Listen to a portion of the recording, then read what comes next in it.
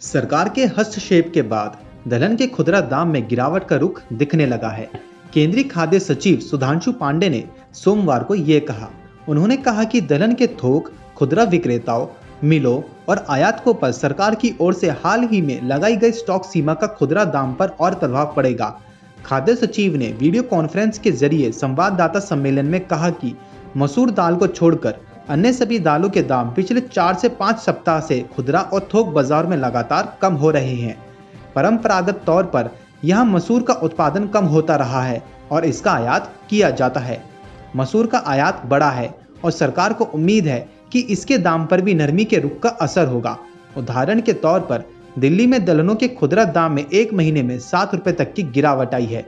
सरकारी आंकड़ों के मुताबिक राष्ट्रीय राजधानी में इन दिनों चना दाल का दाम 73 रुपए किलो के करीब चल रहा है। वहीं मसूर दाल का दाम 87 रुपए किलो, मूंग 100 रुपए किलो, तुअर दाल का दाम 110 रुपए किलो और उड़द दाल का दाम 114 रुपए किलो के आसपास चल रहा है। दालों के दाम पर अंकुश रखने के लिए सरकार के कदमों की जानकारी देते हुए सचिव ने कहा कि उड़द और मूंग के आयात को बढ़ावा देने के लिए आयात नीति में बदलाव किया गया है।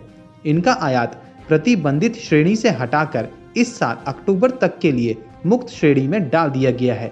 इसी प्रकार जमाखोरी को रोकने के लिए सरकार ने मूंग दाल को छोड़कर अन्य सभी दलहन पर अक्टूबर तक के लिए स्टॉक सीमा लागू की है। सचिव ने कहा कि स्टॉक सीमा लगाए जाने और व्यापारियों को उनके पास उपलब्ध स्टॉक की सीमा के बारे में जानकारी उपलब्ध कराने की बाध्यता से आने वाले सप्ताहों में दाम और नीचे आएंगे। यह पूछे जाने पर कि सरकार की राशन की दुकानों के जरिए क्या खाद्य तेल और दलहनों का वितरण करने की योजना है, सचिव ने जवाब में कहा कि केंद्र सरकार राष्ट्रीय खाद्य सुरक्षा कानून के प्रावधानों के तहत केवल गेहूं और चावल का वितरण करती है।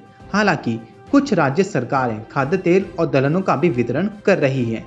इस बीच भारत दलहन और अनाज संघ IPGA ने दलहन पर स्टॉक सीमा लगाए जाने पर आश्चर्य जताया है और सरकार से इसे तुरंत वापस लेने का आग्रह किया है।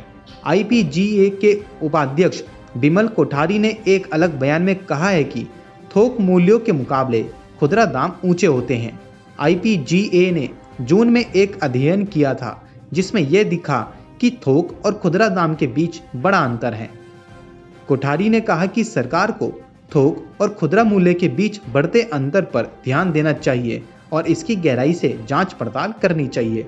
उन्होंने कहा कि जब भी दाम बढ़ने की कोई रिपोर्ट आती है तो थोक विक्रेताओं को भी महंगाई को लेकर निशाना बनाया जाता है, लेकिन खुदरा विक्रेता चाहें वह ऑनलाइन हो या फिर ऑफलाइन, संगठित क्षेत्र में हो अथवा असंगठित क्षेत्र में, कभी कभार ही उन पर नजर आती है। देश में औसतन 3.5 करोड़ टन सालाना दालों की खपत होती है। इस साल भी इनकी कमी रहने की संभावना है। Bureau report, market times TV।